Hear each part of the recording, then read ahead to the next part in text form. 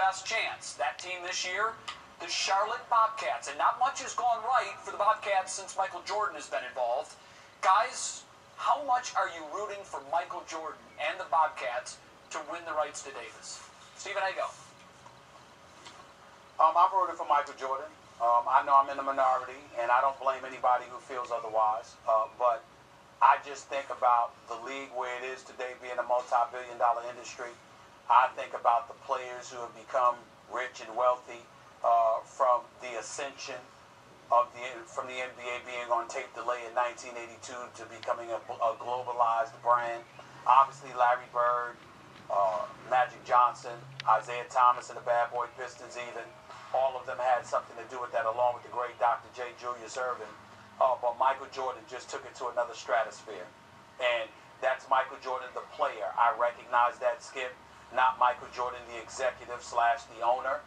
And I do understand that. But I just don't like anybody who has done so much for the game of basketball to be suffering the way that he suffers, even if it is self-inflicted. Drafted Kwame Brown #1 overall when he was in Washington. Drafted Adam Morrison instead of Brandon Roy years ago, which was just as idiotic as it gets. Some of the decisions that he made for monetary reasons more so than anything else. Losing out, letting go of Raymond Felton, Tyson Chandler, Gerald Wallace, Steven Jackson. I get all of it. I understand it.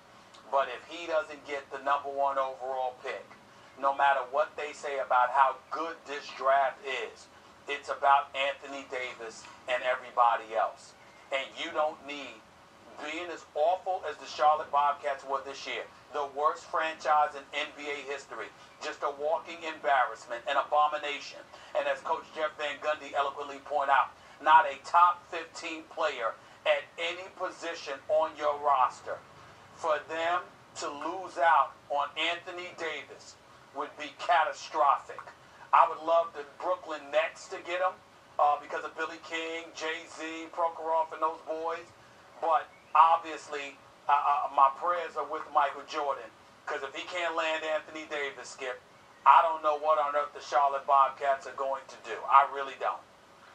Okay, understand, Stephen A., that my friend sitting across from me, Jay Crawford, often accuses me of having no objectivity about Michael Jordan because I love him so much as a player and as a guy.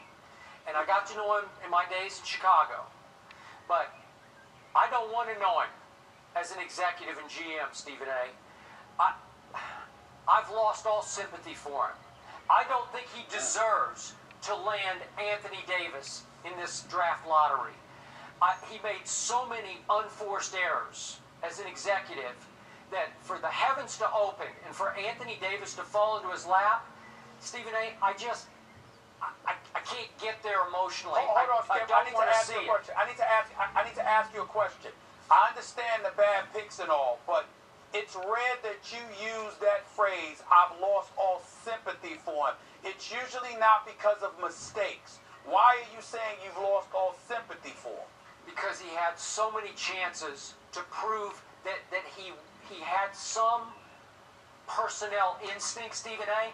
I was around him as a player when he had bad personnel instincts. So let me tell you which team I think deserves the #1 pick. The team that I want to see land Anthony Davis is 4th on that list tonight. It has a 13.8% chance.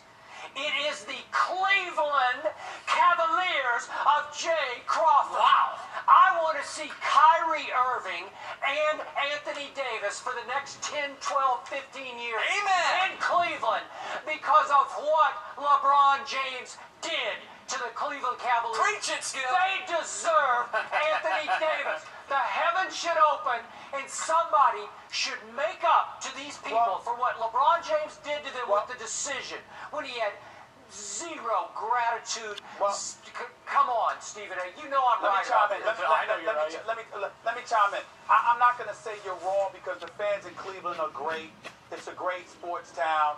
With what happened with the Browns when they had left for Baltimore before, they ultimately reclaimed their own name and got another NFL franchise, to what LeBron James did, to the fumble by Ernest Biner and all of this other stuff. And I get all of that. The city itself deserves a lot. I'm not sure Dan Gilbert does, however, because even though he tried to do everything he could to acquiesce and appease, rather, LeBron James and his crew, the reality is that a much more concerted effort should have been made to really make sure that relationship worked. And if not worked, he should have made a preemptive strike and essentially did what the Orlando Magic did with the Dwight Howard. He should have been in a better position to make decisions. With that being said, however, Jay-Z's my boy.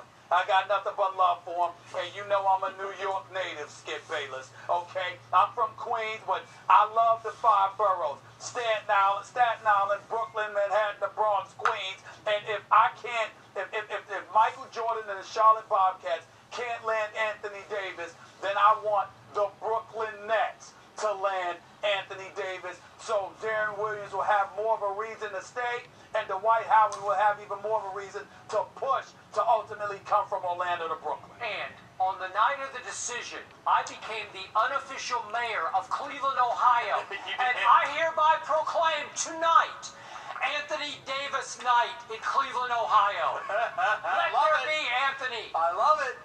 I will grow a unibrow.